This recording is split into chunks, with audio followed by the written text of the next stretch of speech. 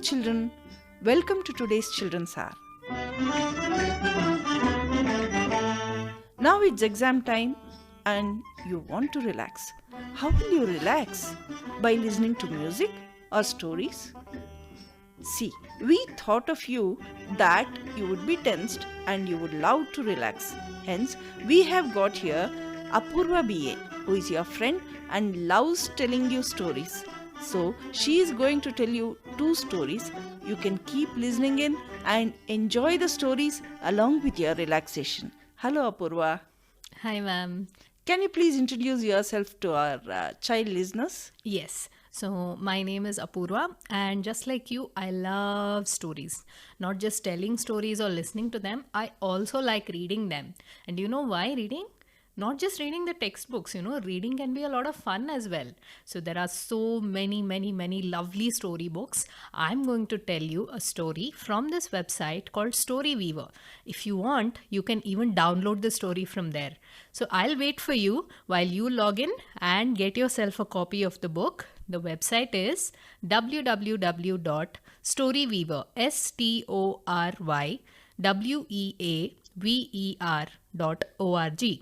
So you can click on this website and search for the story of today, which is Angry Akku, written and illustrated by Vinayak Verma. So quickly, go on. Get yourself a copy of the book because there's a lot of magic happening in the pictures as well. So are you ready now? Have you got it? Okay, let's begin. So today I'm going to read Angry Akku by Vinayak Verma. This is a level 2 book published by Pratham Books, and we are reading today from the Story Weaver online platform. So before we start the story, I have a question for you. I'm sure all of you get angry, no? What do you do when you are angry, when you're very angry? What do you feel is happening to you? What's happening to your eyes, your nose, and your mouth? What do you feel your body doing? Can you do that? Can you show me an angry expression? Ooh, that's so scary. I'm actually getting scared at all the anger that is coming at me. So what do you do next after you become angry? Just think about it. Try and remember what you did the last time you were angry. Done? Okay, now you're ready then for the story because Akku in the story is also very angry. When the last school bell rang, all the children laughed and screamed with joy. If you have the page open in front of you, you can see that children are actually jumping and dancing, and one girl is even turning somersault. But not Akku. She's just folded her hands, has a very grumpy expression, just like how you guys were when you showed me how you are when you're angry. All except Akku. Akku was angry. Akku, look at the pretty sunflowers, said Appa, as they rode through a field. They're too yellow. They're making my eyes hurt, said Akku. Isn't this true, children? When we're angry, nothing seems good, no? Even the things that we like normally, we find it to be so irritating. We don't really want to do anything at the time. It was the same with Akku. And if you're looking at the book, you will also see that there is a red cloud around Akku's head. It's like a curtain has fallen in front of her face through which everything is just looking red. When they reached home, Appa pointed at the roof. Akku, look at all the monkeys, he said. Chee, said Akku. Shoo, go away, shoo. So Akku is annoyed with the monkeys as well. After going inside, Appa brought her a glass of buttermilk. Here, drink some buttermilk, said Appa. It'll cool you down. Said Akku. I don't want any. Hey, please, Akku. Try a sip, no? At least, just one sip. Okay, fine, said Akku. And she tried a sip. It wasn't all that bad. She had another sip and another. In no time, the glass was empty. So with so much of coaxing and convincing by her father, Akku finally managed to drink one glass of buttermilk. If you can see the cloud around her head, you can see that it is now slowly becoming pink. From the red, the color's reducing. What do you think is happening now? Next, Appa brought out something else. Would you like a vada? Asked Appa. Yeah, said Akku. Just one little bite? Okay, fine, said Akku and took a bite. Actually, it was quite good. So she took another bite and another. In no time, the plate was empty. Do you also do this when there's vadas in your house for breakfast? Do you empty the plate? Good girl, said Appa. Now will you tell me why you're so angry? No. Was it something I did? No. Was it something Amma did? No. Did something bad happen in school today? Maybe. Oh, now Appa is slowly getting clues on what could have happened. What do you think could have happened in school that has made Akku so angry? I know you're probably listening with your parents around. Why don't you tell them what you think? What are the things in school that could have made you angry? Told? Done? Now let's continue. So Appa decided to try another tactic now. He brought out a piece of paper and some crayons for Akku. Would you like to draw it? Asked Appa. Here's a nice sheet of paper and some crayons. Okay, fine, said Akku. You know what is the first thing she drew? She drew a brick. This is the stupid brick that I tripped over this morning, said Akku. You're right. That is a very stupid brick, said Appa. So Akku has drawn a red brick and colored it now. Next, Akku drew a boy. This is Bikku, a very bad boy. He laughed when I fell down, said Akku. You're right, said Appa. He shouldn't have laughed at you. Do you agree? Is it okay to laugh when someone is sad? Is it okay to laugh when someone is hurt? What do you think? Akku continued drawing. Next, she drew an idli. This is my idli, said Akku. It fell out of my lunchbox when I tripped over that stupid brick. Do you guys like idli too? What's your favorite lunchbox thing? And after this, Akku drew a crow. This is the very bad crow that flew off with my idli, said Akku. The crow must have been very hungry, said Appa. And then Akku drew her teacher. This is my teacher, Amala Miss, said Akku. She helped me when I fell down, and then she hugged me. That's nice of her, said Appa. And then she pinched my cheeks. I don't like it when my cheeks are pinched. Oh, that must have hurt, no? A little bit, Appa, but I'm okay now. That's good, Akku, said Appa. Do you like it when someone pinches your cheeks? See how well you draw, Akku, said Appa. You're a real artist. Will you draw something for Amma too? Okay, said Akku, and she started drawing some more. This is a little white mouse, this is a boat, this is a coconut tree, and a sunflower. And this is your cycle, Appa, and this is a dog, and this is a frog. If you have the book open in front of you, can you find all of these in the page? I think you've got all of them. Very good, children.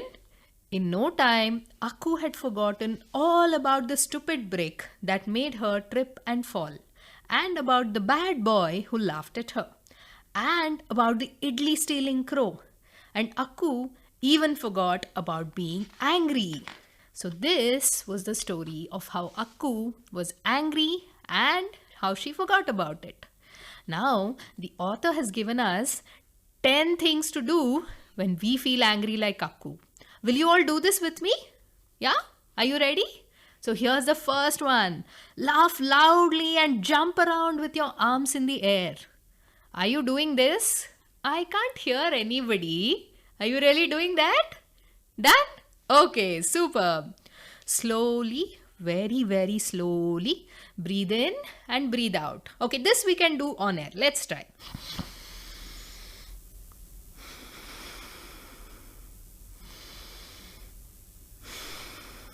Done? Okay. Now we can drink some water or some buttermilk. You can go eat a piece of fruit or even a vada. The next one is tell a grown-up about how you're feeling. So this could be your amma, appa, your sister, a brother, or even your teacher.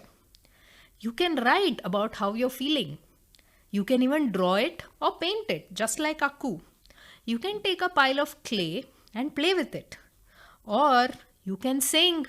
Make up your own song about what made you angry and sing it out aloud. And then the last one, this is the most fun one, huh? We can dance like a monkey. So, how many people can I see there dancing like a monkey? Well, that was the story Angry Akku, narrated to you by Apoorva BA.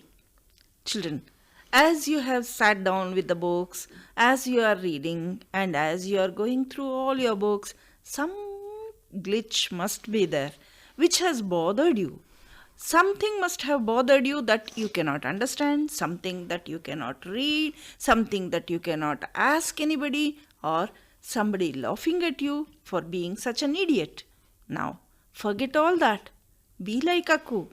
Follow Akku's Appa's rules and come out of it. Relax. Now, we will move on to the next story. Hello again, children. So, this is Apoorva back again, and today I'm going to read another story from Story Weaver. If you would like to read reviews of many other books for children, you can visit my page. It is called Bee's Book Space on Facebook, Instagram, and WordPress. So, you all know the honeybee, right? The same bee. So, it is Bee's Book Space, BEESBOOKSPACE, and the symbol is a bee. So now we're moving on. Today we're reading a non-fiction story. A non-fiction story is a true story, something about a real person and what they have done. Do you find it interesting to know about somebody who has actually done something? I find it very interesting. So this is also from Story Weaver, and as I said, the same website as earlier, www.storyweaver.org. And this is a level 3 book, and this book is called Jadav and the Tree Place.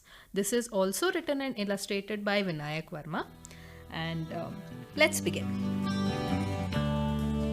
This is Jadav, a tree planter. He loves tree places because they are full of life. No tree places make him terribly sad because they're full of dead things. What do you think? What sort of life do you find in tree places? Think about it. Do you know 5 things that live in or around trees?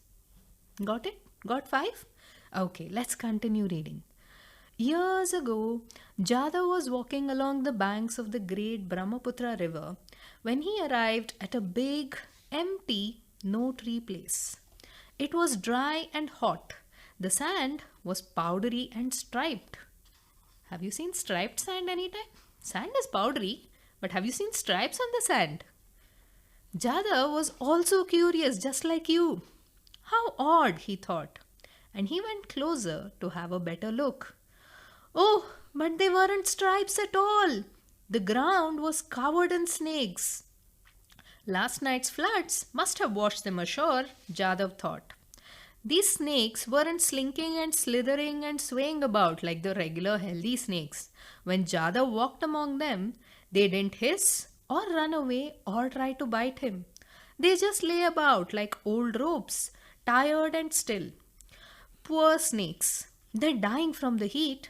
If only they had some shade to lie in. If only this no tree place had some trees in it. Jadhav couldn't bear to watch the snakes die. It made him so sad that he sat down and began to cry. So if you have the book in front of you, if you open the page, you can see that there's something very different about Jadhav's tears. Can you tell me what they are? Can you tell me what makes it different? He sat down to cry, but he quickly came to his senses. No more crying, no more crying. From now on, only trying. He jumped up, ran back to his village, and began collecting all the bamboo shoots he could carry in his bag. Regular plants won't grow in the hot sand, but bamboo will. Bamboo is strong. So Jadhav brought the shoots to the no tree place and started planting them everywhere. It was hard, hot work, and it took years. The river grew thin one summer and flooded the next, sometimes bringing more sand and sometimes taking it away. Heavy rains came and went, but Jadhav kept on planting. In time, the bamboo took root and began to grow. As it grew, it brought shade, and shade brought insects. The insects burrowed into the ground, and the earth below the bamboo trees began to change. The dry and white became rich and brown, and the dead sand became living soil. So you can see how the author has used the words so beautifully, dead sand and living soil. Both of them polar opposites of each other. Jadav was no longer sad, but he wasn't happy either.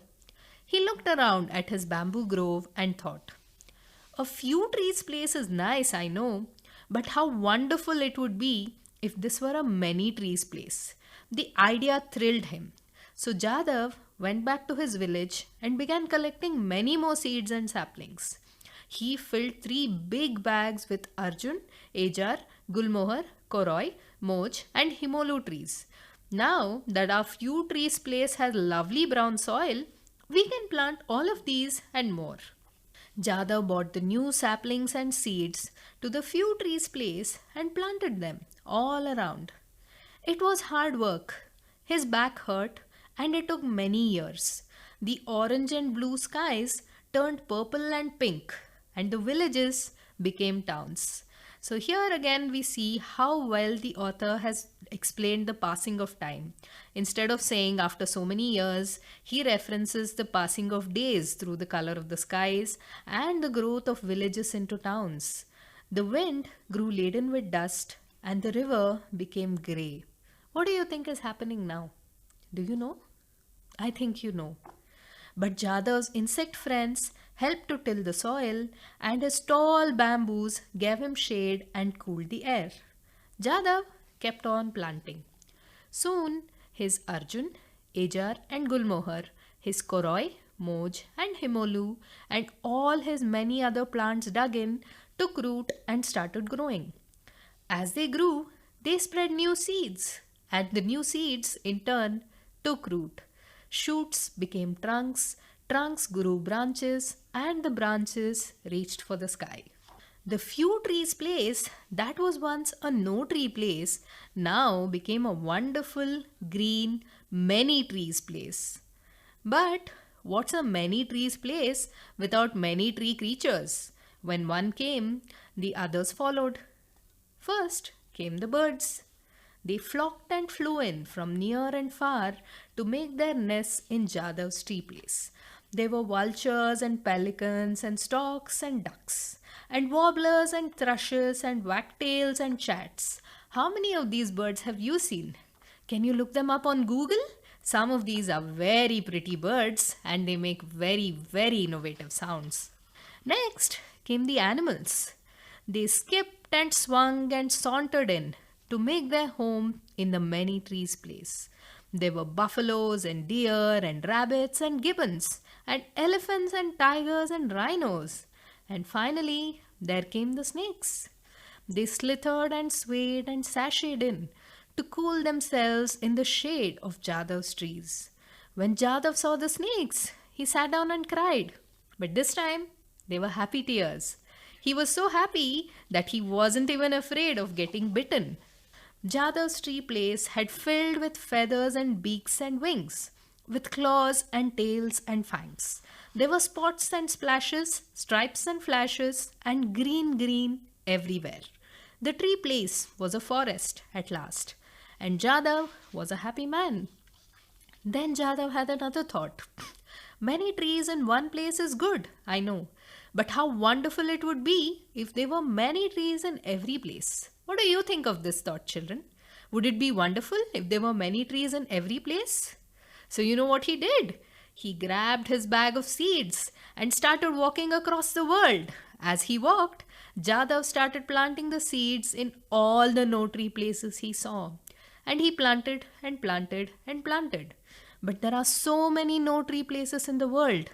There are more no-tree places than tree places right now. This is terribly sad. But Jadav does not sit down and cry this time. What does Jadav do? I think you all know by now. Can you say it with me? Jadav plants and plants and plants some more. It's going to be hard work bringing all the old forests back. The seas have begun rising and the winds grow cold. Towns have become cities and Jadav is now growing old. But he keeps on planting and planting and planting. He will keep planting until the whole world is a happy, lovely, lots of tree place. I'll read a little bit more about Jadav in real life. Jadav Mulai Payang is a conservationist and a recipient of the Padma Shri, one of the highest civilian honors awarded by the Indian government. He lives in Majuli, Assam. At the age of 16, distressed by the sight of dying snakes that had washed up on a sandbar banking the Brahmaputra, Jadav decided to plant some trees in the spot. He started small with bamboos and grew an entire forest, plant by painstaking plant. This was back in 1979. So how many years has it been now? Over the next 3 decades, Jadav and his tree planting have managed to change the soil in the barren area. The 550-hectare sandbar is now a lush, dense forest, home to a variety of flora and fauna that includes elephants, tigers, apes, deer, and many species of local and migratory birds. Jadav continues to visit and nurture his forest every day, planting wherever he finds empty patches. So this was the story of Jadav Payang. So since Jadav Payang is also a recipient of the Padma Shri, you will find lots of videos of him online, lots of articles. So what did you take from this story? For me, the fact that a single person could have created an entire forest is deeply inspiring. It is something that we all can learn from and know that no effort is too small. Well. Children, did you listen to that story? It is not a story, it is a fact. It is a real life incident. Can you become Jadav? Forget about being Jadav. Can you become yourself? Don't you love trees? Don't you love the lush greenery? So, for this summer, your task is to make a green zone around your house or around your apartments or around your area. So, the job is fixed and the relaxation done. Let's move on and go to the books to study for the exams. Good luck, children. Enjoy your exams, do well, and holidays, it's enjoyment time. Bye.